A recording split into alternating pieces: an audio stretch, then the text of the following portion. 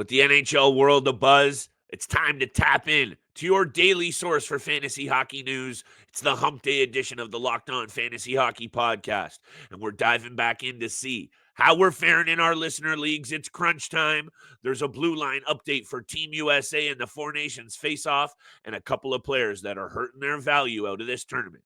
Let's tap in and get this paper.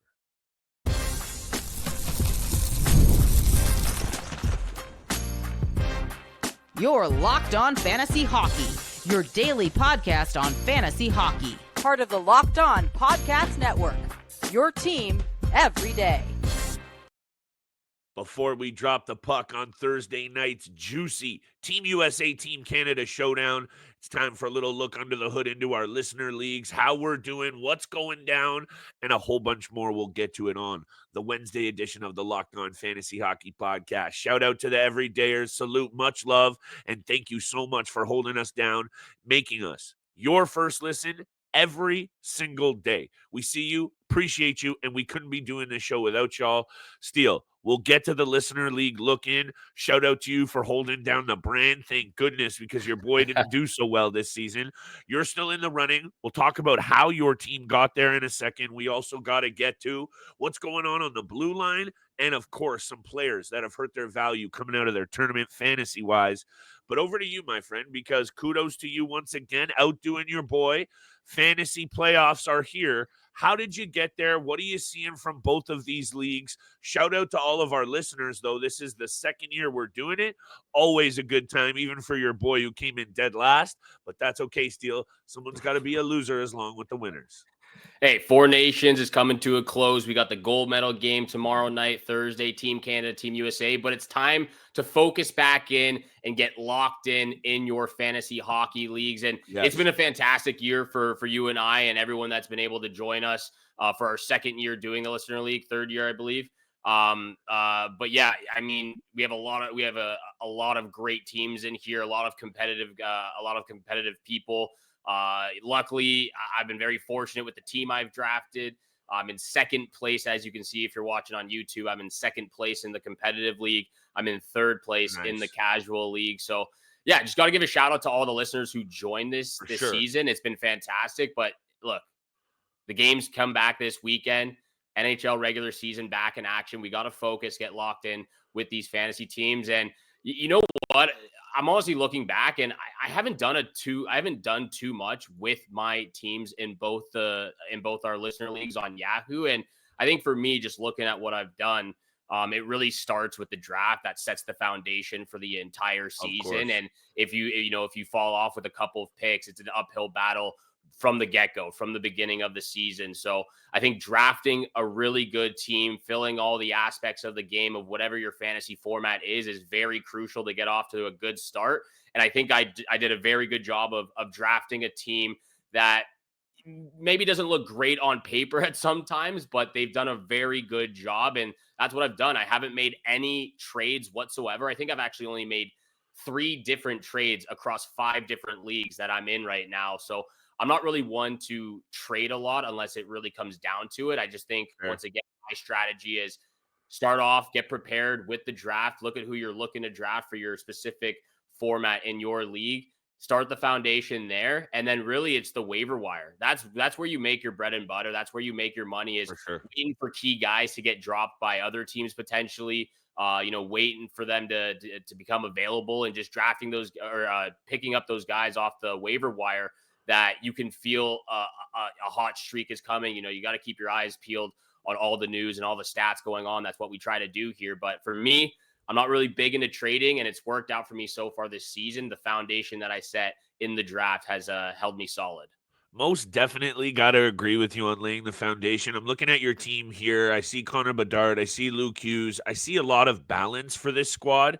Is this your competitive league squad that I'm looking at here on YouTube, by the way? We'll tap into the channel. Make sure you smash that subscribe button. I like the balance of your squad. I think there's also something to be said about, luck is always going to play a factor in what happens, but you're not going to get lucky unless you also have some good pieces. I see Connor Bedard. I see Clayton Keller. I like what I see in terms of a balanced squad from this unit that you have here. Can you scroll down and let me have a quick look at your goalies? Because I just really wanted to ask you, who is the real couple of standouts on your team? Nedeljkovic, Stolar is obviously huge for you. Cam Talbot, huge down the stretch. Hit me with one or two of the standouts with your club, and let's check out your other team, because I am very intrigued to talk about how you kind of got here. This is, I know the first year we did the pod, I don't think we had a listener league, so I believe this is our second full year doing these. We had a higher entry fee versus a second one, a lower one. That's the only difference between casual and competitive. Been a good season, but really, who stood out for you on your squad so far? And you are sitting in the playoffs, because that's all that matters, my friend, at this time of the year. I mean, there's a few different guys. You know, I utilized the 0G strategy and drafting my goaltenders later in the draft. And, you know, I've had to mix and match, drop goaltenders, pick them up off the waiver. That's why you see Alex Nedeljkovic on my team, who's been solid since I picked him up a few weeks ago. But the real standouts for me are two players. Number one, it's Martin Naches. I've drafted him in 3 of my Yahoo fantasy leagues this year, and he's absolutely popped off. And a guy that, you know, probably fell down the board a little bit in the draft. I can't recall his ADP off the top of my head, but the fact 20 goals, 44 assists for a total of 66 points. He's shooting the puck out right now. He's now with Nathan McKinnon and Cale Makar in Colorado, which just adds a ton to his value currently. That's a guy who jumped off the page immediately, just for the coincidence that I drafted him in 3 different leagues, but also Clayton Keller as well. You know, we talked with the Utah Hockey Club guys before the season started, tried to get a sense of some of the best players to keep an eye on for. Dylan Gunther, Logan Cooley, Clayton seems to be always kept off that list of superstar player in this league because of played in the past where he's playing right now. But when you look at what he's been able to do this season with Utah, he has that dual eligibility of left wing, right wing in these settings, but he also has 20 goals, 60 points, 24 power play points, shoots the puck as well, coming in the clutch as well with 4 game-winning goals. So I think he is a really good example of finding those players who are on the verge of stardom, but we just don't want to give them enough credit to put them in the same tier of, you know, Jack Eichel or Austin Matthews. I'm not saying Clayton Keller is up there with those guys, but he's up further than a lot of people. He's on the outside of that realm, I would say, for sure. For sure. And I think those two guys are great examples of letting some of those players drop a little bit, picking them in the right spot in your draft. And, you know, even if I just go to where I think I drafted Clayton Keller in the 4th round, 5th round, perhaps. But, you know, that those are the 2 ones that stick out for me. Marty Naches has got to be one of those that stick out for a lot of people. The Colorado Avalanche down the stretch are definitely a team that I have double circled as, you know, I'm going to say it, getting a piece of offensively. This team sits 5th in NHL's goal scoring overall at 185, and that power play is dangerous. And right now I'm seeing some players that you might be able to actually get on the cheaps. Jonathan Drouin is out there right now. He's getting time on the top power play. Obviously, you're not going to be able to get the big guns, the number big 3, but take a look at other pieces on the Colorado Avalanche here down the stretch. I love that you brought it up. Before we get to Team USA Blue Line movement, before we get to some players from 4 nations that have hurt their fantasy value at the end of the episode, Steele, very quickly, hit me with your other team in the casual league and hit me with 1 or 2 standouts that have really gotten you into this playoff position. Yeah, once again, I went with players that I really like and I'm comfortable with on what they bring on a nightly basis, being durable throughout the entire season, missing minimal games. JT Miller, you know, I'm a huge fan of him, even though it's been, you know, a regression of a season offensively for him. He still fills out all those peripherals. He was injured a few times. And then just finding those guys off the waiver wire. Pierre-Luc Dubois is one. Oliver Ekman-Larsson, another. Nino Niederreiter, Stefan Nason, guys that have been dropped from other teams, and you just snag them as quickly as possible. My goaltenders are pretty much the exact same. I have Anthony Stolarz, Cam Talbot. Again, just guys I have a lot of faith in. Once again, Martin Naches on my squad with 66 points. And then, I mean, I even think this team could be better if, you know, Moritz Seider had a better start to the season at the beginning. Same goes for Zach Hyman. I actually picked up Morgan Riley off the waiver as well after we kind of bashed him a little bit. But yeah, there's a lot of good players on this team. Fortunately, I've been able to get away with having minimal injuries at times and finding those key pieces off the waiver wire to fill in those gaps in my lineup. I think you deserve a lot of credit as well, my friend, for building a very balanced lineup on both of your squads. Credit where credit is due. Much love for you for holding down the brand and giving some sort of semblance to a legitimate fantasy winner here. I've just been the victim of far too many things going on in my personal life. And it's not an excuse, it's just a fact. And I'm still in last Yep. place. And I just wasn't there. A couple of very bad picks for me right in those middle rounds where it looks like instead you excelled. You got the Marty Nacheses. You got some Stolar's love in the later rounds, and those guys have performed for you. I hope you continue to do the same in your playoff league, and anyone else out there. Good luck in the playoffs. We'll have you covered all the way down until playoffs start in the NHL themselves, and we're not stopping there until that cup gets lifted 5 days a week. Make sure you're tapped into the channel. Today's episode is brought to you by our friends at Wonderful Pistachios. You need a snack that's both delicious and nutritious? Crack into a good source of protein with Wonderful Pistachios, one of the highest protein nuts. Each 1 ounce serving has 6 grams of protein, giving you over 10% of your daily value just like that. Plus, they're packed with fiber and better for you unsaturated fats to help you keep full longer. Personally, the no-shell variety, it's fire. Perfect grab-and-go snack for busy days, whether at my desk where I love to do some snacking steal, on a road trip, or just a quick protein boost. They're always a good go-to, delicious, nutritious. Absolutely, why not? Get snacking, get cracking with more snack packs that pack a protein punch. Visit wonderfulpistachios.com to learn more today. And thank you so much for making the Locked On Fantasy Hockey Pod your first listen of the week. Monday through Friday, 7 o'clock in the morning is when you can find our episodes. Please make sure you hit that subscribe button, follow button, share with your friends and family out there. It does mean the world to both Flip and I. We really do appreciate that love and support. I got to show some love to my co-host out here because I don't want you to sell yourself short out here. Look, you still have a battle in the casual league. You're not in last place. You still have a playoff chance. Just pull it together in the last couple of weeks. I'll see you in the first match if you're there with me. But you're in ninth. You're in ninth out of 16. There's nothing wrong with that. You're a few points back of a playoff spot right now. So set those lineups, bud. You just got to set those lineups. Hey, I gotta tap back in. I fell off the wagon real hard. I appreciate that love. And look, I say it all the time on here, and I just haven't been someone recently who's practiced what I've preached. I say finger on the pulse. I say you got to be checking in every couple of, literally maybe once in the morning and once at night, and I just haven't been able to do it. And when you do, that's when you have success. So I appreciate that shout out. And look, what's going on right now in the NHL, regardless of where you're at in your league. And I always do say, Steele, because even in leagues like, let's say, Keeper Dynasty, there is still work to be done, even if you are on the outside looking in. You can hit the waiver wire late in the year and grab a good young player and stash them, perhaps, if someone's been sleeping. Go for some of those buy low targets and perhaps steal yourself a nice little keeper. So there's still work to be done, and there's stuff to be talking about. So over to you, McAvoy. Some sort of weird infection, upper body injury. He was admitted to hospital. I don't know what's going on there. He's going to be out. Jake Sanderson draws in. Quinn Hughes is there. What are you seeing from this situation? Good news for Quinn Hughes owners, because it's likely that means he's ready to go and he's going to be back. That's going to be huge for a playoff push if you do have Quinn Hughes. Yeah, definitely a crazy couple of hours. Breaking news from the Team USA in the Four Nations face-off. And actually news came out that Quinn Hughes isn't there and he won't be playing in the game. They found out, like, look, the Vancouver Canucks are playing on Saturday in Vegas against the Golden Knights. And if there's no shoe-in, no for sure 100% that he's going to be playing, there's no reason for him to fly from Vancouver to Boston, then back to Vegas if it's not 100%. So it has come out that he was at practice with the Canucks earlier this week. He won't be going to the Four Nations face-off. I believe Jake Sanderson will be drawing again into the lineup. But yeah, I mean, this is really weird for, Boston Bruins, obviously. Charlie McAvoy, Team USA, heading to the hospital for infection, some sort of infection, upper body, whatever's going on. I mean, it's obviously significant, but when you look at what Team USA has been able to do with the guys around him in the lineup, I mean, as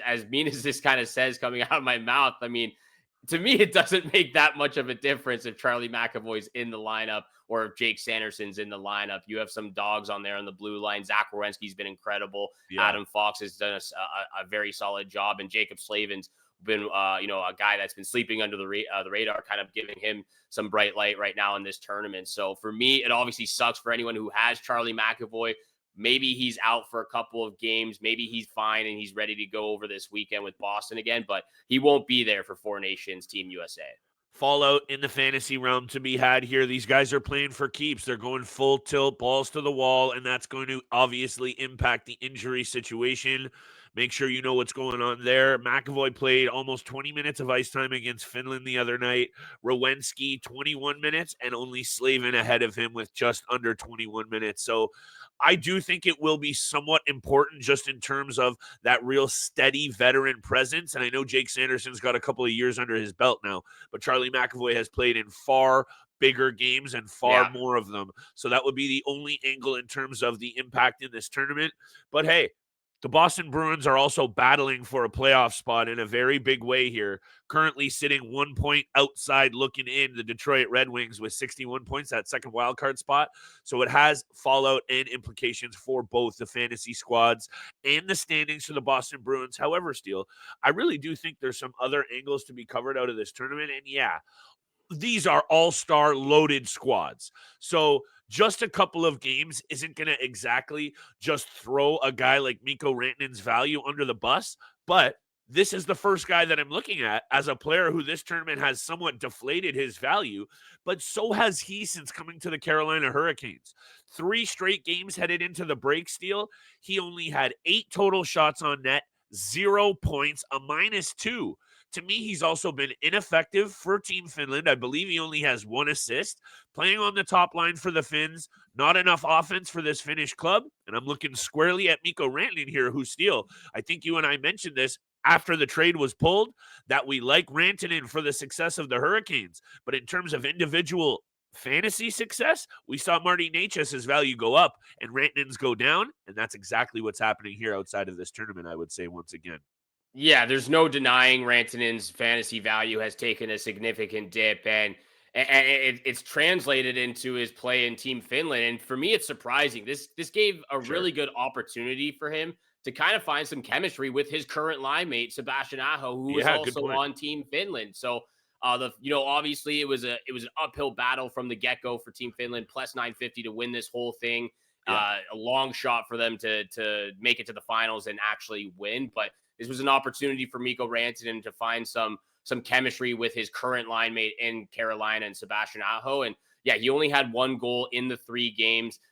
In Carolina, in the first 6 games he's played, only 2 points, 8 shots on net, a couple blocks, couple hits, whatever. But to me, it's showing that maybe Miko Rantanen needs a type of player like Nathan MacKinnon around him. And that's what I'm seeing right now, or a type of Cale Makar. And currently, currently the Carolinas don't have that. They have some really good players, but they don't have a Nathan MacKinnon. They don't have a Cale Makar on the back end who can facilitate like they do. I really thought this was a chance for Miko Rantanen to establish control for himself, establish his game, make the dangerous opportunities happen, and very passive from what I saw in the couple of games I watched from Team Finland. Yeah, and hey, Marty Naches fitting in seamlessly on the other side of things obviously draws attention to this trade in a more of a negative light, but when he came into the tournament, exactly, maybe this is a nice little refresh, and almost looks like this is a situation that he probably could have used away from competitive hockey, getting settled in Carolina, maybe learning that system a little bit more, some off-ice work. That is just one of those wrinkles that is going to have to be handled by fantasy GMs and the Carolina Hurricanes. Let's talk about a few more of these players right after the break, though. I've got one more, a goaltender that's near and dear to your heart, my friend. But the end of the day is Saturday and Sunday and the next week of hockey are not only going to be very hard to handicap from a betting perspective, but because of this chunk of time sandwiched in here, Steele, after the tournament and before the trade deadline, it might be a little bit messy to maneuver from a fantasy standpoint. So keep it tapped into the pod. Make sure you know exactly what's going on in the league. And unlike your boy, checking on your league every single day right now, most definitely. That's needless to say. And there were for sure more players than just Miko Rantanen who kind of suffered in this Four Nations face-off, and we'll get to that coming up next.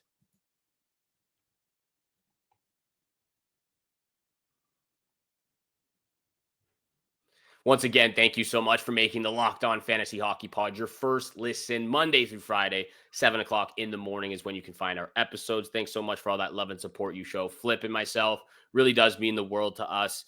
Yeah, I mean, it wasn't just Miko Rantanen who had, in our opinion, a bad performance in the Four Nations face-off. And Yeah. for me, this next player, I wouldn't say it was a player whose value is going to hurt when coming back to the regular season or back to his actual organization. When I watched him, it didn't look like this player was trying at all. It didn't look like he cared, and it pains me to say it, but I didn't like William Nylander's performance for Team Sweden. He had 2 assists in the 3 games. He played over 20 minutes, or was averaging over 20 minutes of ice time in those 3 games, but he didn't really do anything that he has done this season in Toronto. I really thought that, the work ethic was extremely down. He wasn't battling for pucks, wasn't fighting. It didn't look like he cared. His skating was not at 100%. He just looked to be gliding at most of the times out there. Sure. Once again, didn't take control of the game, which a lot of us out there thought that William Nylander was the best player for Team Sweden going into this. And to me, he was very insignificant. I think you can also throw Philip Forsberg in there as well. Another guy who's a goal scorer, left off the score sheet in all 3 games, didn't do anything significantly to make himself jump out or stand out in the best on best tournament. So those would be 2 guys, but I was extremely disappointed with William Nylander because I have him on a few of my teams. I totally agree with you about like the value down the stretch, just because of how good the Leafs are offensively, how good he's been. And also we know that they are right there at the top of the E's for the strength of schedule. They have an excellent schedule down the stretch. So I hear you.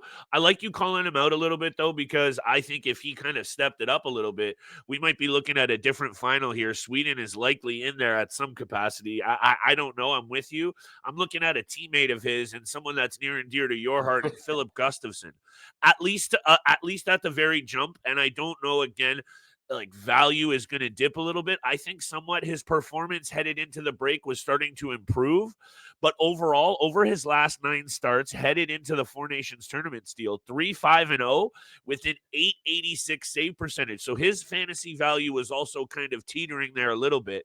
He doesn't look very confident at all. Linus Ullmark comes in for the final game against the Americans on Monday night. So there's a confidence issue that might actually pop up in this case.